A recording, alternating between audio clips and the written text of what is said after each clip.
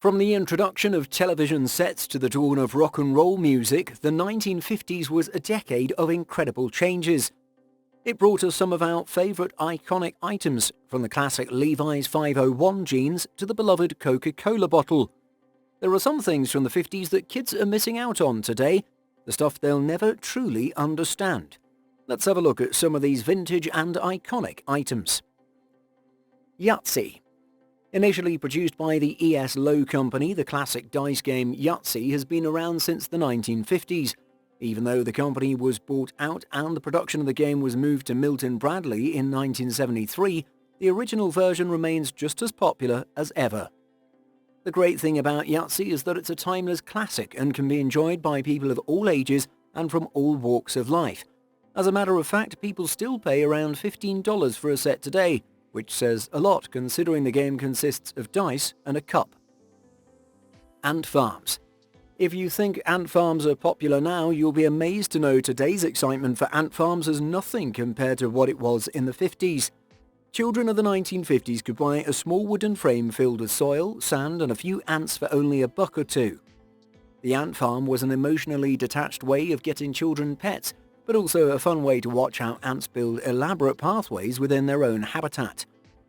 Ant farms were and still are a great way for kids to learn about insects and appreciate nature, providing hours of entertainment and education for a reasonable price. The family's first television set. In the 1950s, a television set was one of the most coveted pieces of technology. The decade began with only the wealthiest folks in town having the means to purchase one. By the end of the 50s, more than 10% of American households had a TV, but it came at a price. The most popular brands at the time were Magnavox, RCA and Philco, with people willing to pay up to $500 for the latest model.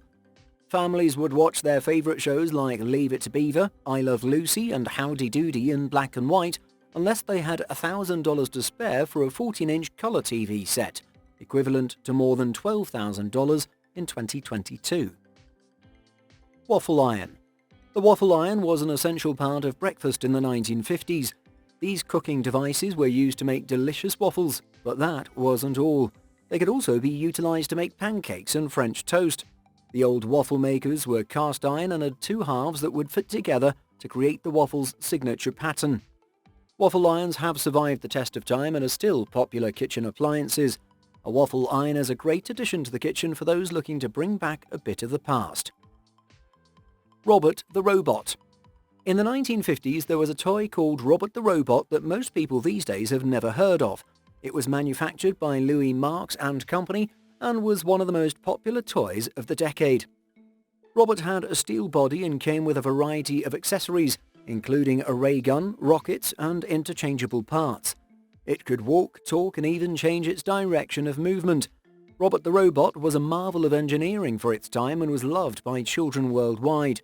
Robot the Robot is not just an interesting historical artifact, it's also an enduring symbol of childhood dreams and joy. Cat-eye sunglasses. Cat-eye sunglasses were a popular fashion trend in the 1950s, made famous by the likes of Marilyn Monroe and Audrey Hepburn.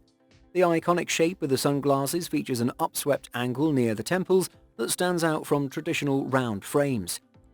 Popular brands like Ray-Ban, Revo and Voinet still manufacture variations of the cat-eye look today as a way to bring back the past to a future that didn't know what it was missing.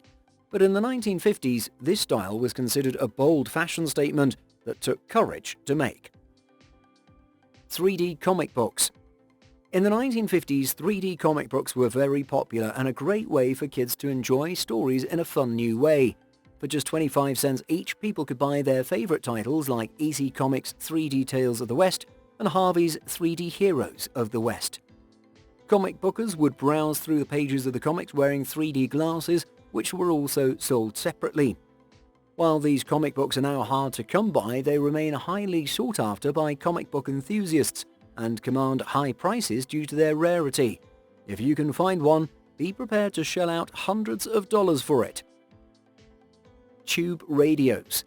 With all the modern devices available today, it's easy to forget just how important the radio was for people in the 1950s. It was a source of information and entertainment that kept people connected and engaged. They were everywhere, and families spent a lot of quality time together listening to them. That's because there weren't many other options at the time. Barely anyone began the decade with a TV at home. Believe it or not, radios used to cost a couple of $100s. Some would have cost even more than the TV you have at home. Today you can find vintage radios from the 1950s starting at around $50, maybe cheaper if you find a good garage sale. Poodle skirts. Poodle skirts were the thing to wear for fashionable women in the 50s. These full pleated skirts typically featured colourful appliques of poodles or other animals on them.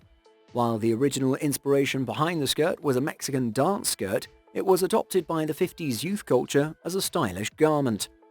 The skirts were made from inexpensive materials such as felt and usually cost between $2 to $7 when originally sold.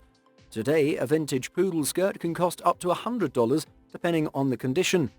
As a classic example of 1950s fashion, the poodle skirt remains a popular choice for costume parties and retro-inspired looks. Model 80 land camera. In the 1950s, photography was much easier with the invention of the Model 80 land camera. It was a revolutionary piece of technology that allowed people to take photos without needing complicated knowledge of exposure and focus, but with a price tag of around $40, few could afford one. The Model 80 land camera featured a single-element lens and a bellows-style focusing mechanism.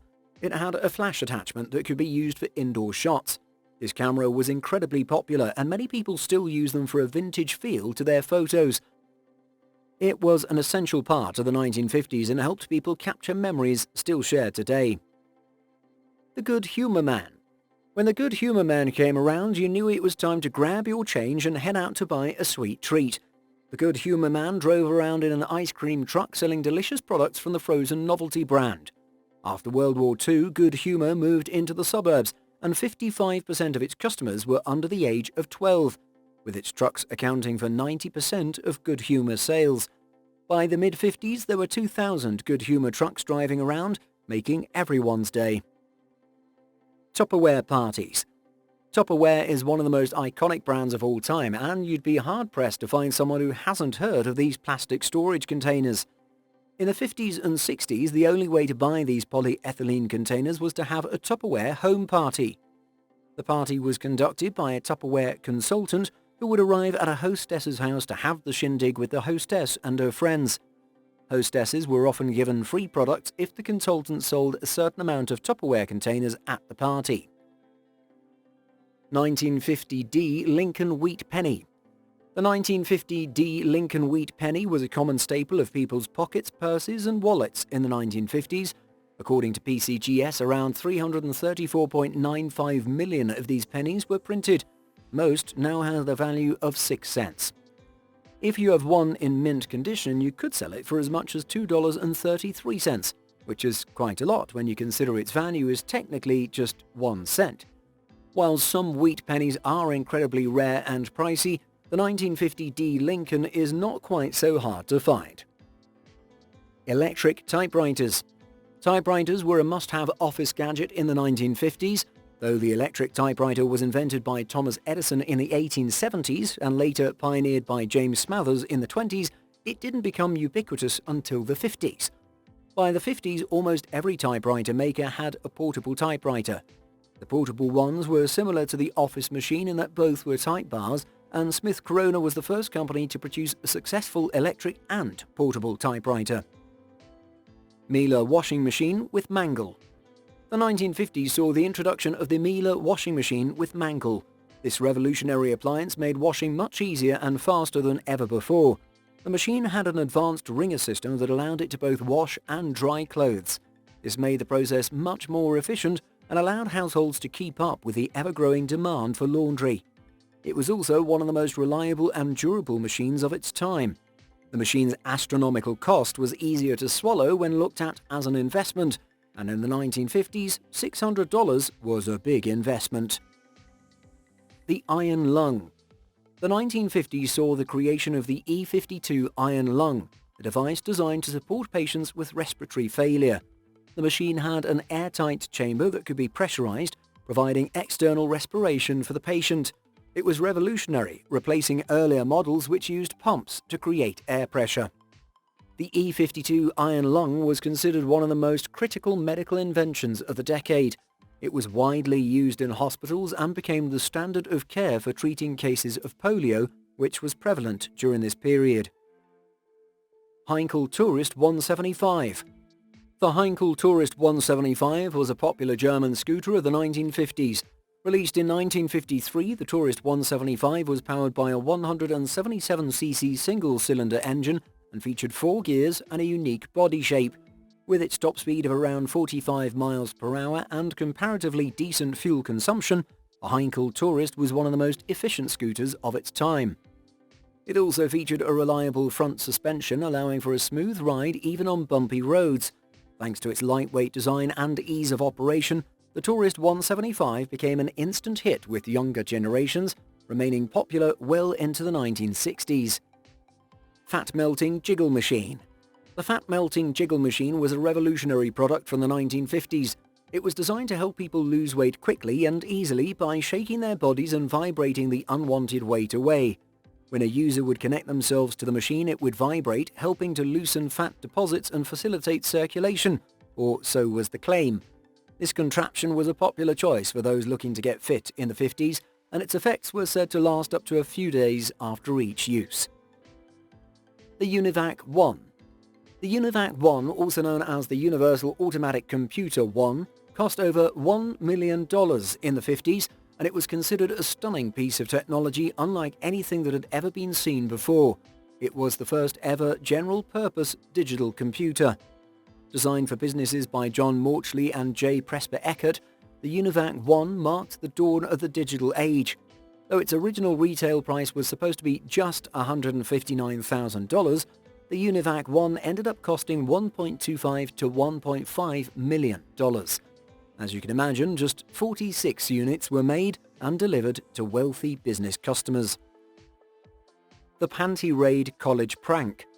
Panty raids were a huge prank on college campuses in the 1950s, though now they probably wouldn't be as widely accepted. Panty raids involved male students invading female students' living quarters to steal their underwear as trophies. Augustana College in Rock Island, Illinois was the site of the first Panty Raid, and this prank spread quickly across the country after the event made headlines. By the end of 1952, this epidemic had spread to 52 colleges, sometimes involving as many as 2,000 male students. Conical Bras. In the 1950s, women began embracing a new look in fashion, the conical bra. This style was often worn with the tight sweaters and pencil skirts that were popular at the time. The conical bras were designed to accentuate the woman's curves and give her an hourglass figure. They were made from nylon or rayon and usually had straps that went around the shoulder and cups that had a pointy shape. When they first came out, these bras were quite expensive. They could cost up to $10 each, which was a lot of money back then. They became an essential part of a woman's wardrobe and are still popular today. Zenith Flashmatic television remote control. The Zenith Flashmatic television remote control, introduced in 1955, was one of the first wireless remotes. Using a light-based system, users pointed the handheld unit at the TV and pressed buttons to transmit commands. While revolutionary, it had limitations such as interference from ambient light. Discontinued in 1956, the Flashmatic paved the way for future remote control advancements. Its light-based design inspired later models that addressed its shortcomings, leading to the development of modern remotes. Despite its short lifespan, the Flashmatic remains a significant milestone in remote control history, enabling the convenience and ease we now associate with these devices. Today, as technology rapidly advances, these once ubiquitous items have been replaced by more convenient and efficient alternatives. While they may no longer be a part of our everyday lives, they serve as reminders of the simplicity and charm of a time gone by.